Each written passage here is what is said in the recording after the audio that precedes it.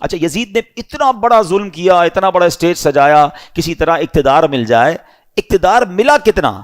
یزید جو ہے اقتدار میں 3 برس 6 ماہ رہ سکا، بس 3.5 سال اسے اقتدار ملا، اور پھر اس کو کس طرح 39 سال کی عمر میں مر گیا. 39 ایئرس کی ایج میں، کیا عمر ہوتی ہے یہ؟ لیکن بڑی بری عادتیں تھیں، شراب کا عادی تھا، بدکاری کا عادی تھا. ایک رومی لڑکی سے اس کو عشق ہو گیا.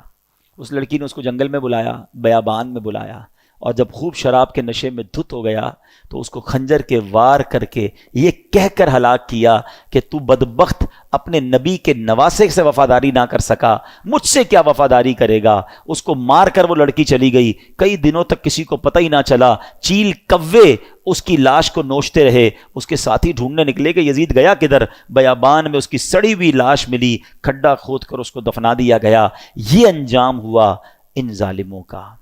ایک یزید کے بعد سب سے بڑا جو یوں سمجھیے کہ کوفہ کا جو گورنر تھا نا، وہ بڑا مجرم تھا. اس کا نام تھا ابن زیاد.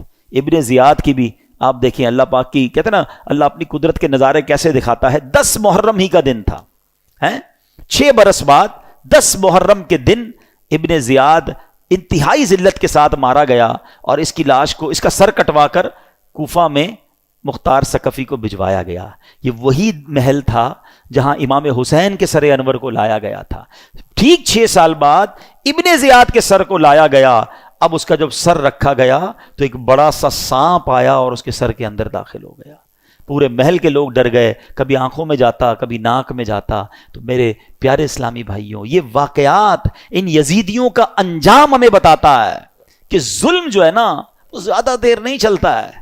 اگر دنیا میں آج بھی کوئی ظلم کر رہا ہے، کسی کا مال دبایا ہوا ہے، کسی کا حق دبایا ہوا ہے، کسی کی زمین پہ قبضہ کیا ہوا ہے، کسی کو ویسے ہی ڈرا رہا ہے، وہ یہ نہ سمجھے کہ یہ پائیدار ہے.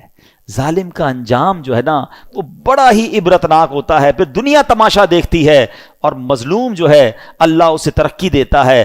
ظالم ہونا یہ یزیدی طریقہ ہے، مظلوم ہونا یہ حسینی طریقہ ہے. کبھی ظلم ہو بھی جائے نا تو ظلم کا بدلہ ظلم سے نہیں دیا جاتا.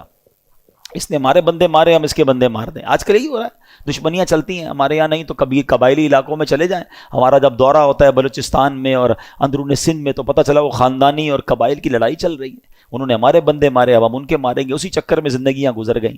ختم کریں ان چیزوں کو. ظلم کرنے والا کبھی کامیاب نہیں ہوتا. اللہ مظلوم کے ساتھ ہوتا ہے، مظلوم کی دعا سنی جاتی ہے. تو ہمیں اللہ ہمیشہ ظلم سے محفوظ فرمائے.